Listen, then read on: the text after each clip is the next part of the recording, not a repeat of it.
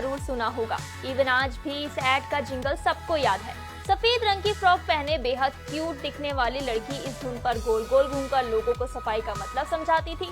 1980 के दशक में रेडियो और टीवी पर कुछ गिने चुने एड्स आते थे। बहुत कम लोगों के पास टीवी रेडियो हुआ करता था, लेकिन इसके बाद भी निरमा के एड ने सबका मन जीत लिया। एड तो आपने भी कभी ना कभी देखा ही होगा, लेकिन निरमा गर्ल की दिल छू जाने वाली कहानी बहुत कम लोग जानते हैं। आइए जानते हैं। वॉशिंग पाउडर निरमा इंडिया का एक फेमस ब्रांड है। गंदे मैले कपड़ों को चमकाने वाले इस वॉशिंग पाउडर के पीछे एक इमोशनल कहानी छुपी है। कहानी की शुरुआत गुजरात से होती है।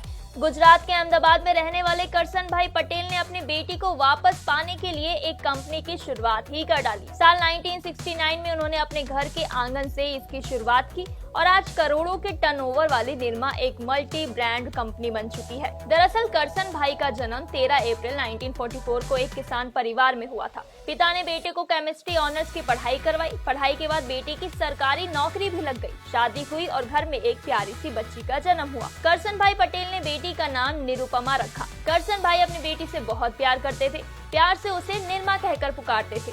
लेकिन बाप बेटी का ये प्यार ज्यादा दिन नहीं चल सका। एक हादसे से निरमा की मौत हो गई और करसन भाई को अपनी लाडली से हमेशा हमेशा के लिए जुदा होना पड़ा। करसन भाई बुरी तरह से टूट चुके थे। वो चाहते थे कि उनकी बेटी निरमा खूब पढ़े लिखे और दुनिया भर में उसका नाम हो, लेकिन कम उम्र में ही उनकी बेटी के गुजर जाने से उनका ये सपना टूट गया। एक दिन अचानक उनके दिमाग में ख्याल आया कि क्यों ना वो अपनी बेटी के नाम से कोई कंपनी शुरू करे, ताकि दुनिया भर में लोग निरमा के बारे में जाने। केमिस्ट्री के स्टूडेंट रह चुके करसन भाई ने घर के पीछे वाले आंगन में डिटर्जेंट बनाने का काम शुरू किया। कई बार फेल हुए, लेकिन आखिरकार उन्होंने फॉर्मूला निकाल ही लिया। वॉशिंग पाउडर का नाम अपनी बेटी के नाम पर निरमा रखा। बेटी के मुंह में निरमा वॉशिंग पाउडर की नींव तो रख दी थी, लेकिन अब उन्हें फेमस करना उतना ही चैलेंजिंग था। उस वक्त पहले से ही बाजार में दूसरे वॉशिंग पाउडर मशहूर थे, जिनकी कीमत 15 रुपए थी। आम लोगों के लिए ये कीमत उस वक्त बहुत ज्यादा थी, इसलिए आम लोग साबुन का इस्तेमाल करते थे। फिर करसन भाई ने अपनी सरकारी नौकरी छोड़ दी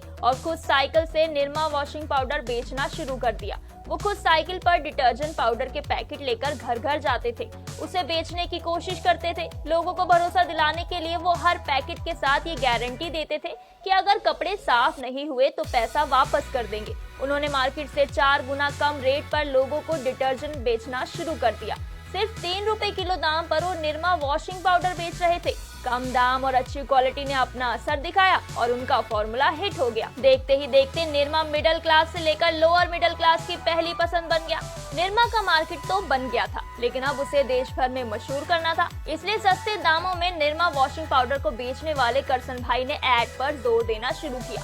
उन्होंने अपनी एक टीम तैयार की जो आसपास की दुकानों में जाकर निरमा वॉशिंग पाउडर बेचते थे। उन्होंने अखबारों में, रेडियो और टीवी में ऐड देने का फैसला किया, ताकि रातों रात उनकी निरमा को देश भर में लोग जान जाए। ऐड कंपनी ने दूध से सफेदी, निरमा से आए रंगीन कपड़ा भी खिल जाए, सबकी पसंद निरमा जैसे जिंगल से ऐड लॉन्च किया। देखते ही देखते लोगों की जुबान पर ये ऐड चढ़ गया। बच्चे बच्चे इस धुन को गाने लगे। इस तरह एक बाप की जिद ने उसकी बेटी को मरने के बाद दुनिया भर में मशहूर कर दिया। साल 1995 में उन्होंने निरमा को अलग पहचान देने के लिए अहमदाबाद में निरमा इंस्टीट्यूट ऑफ टेक्नोलॉजी की स्थापना की।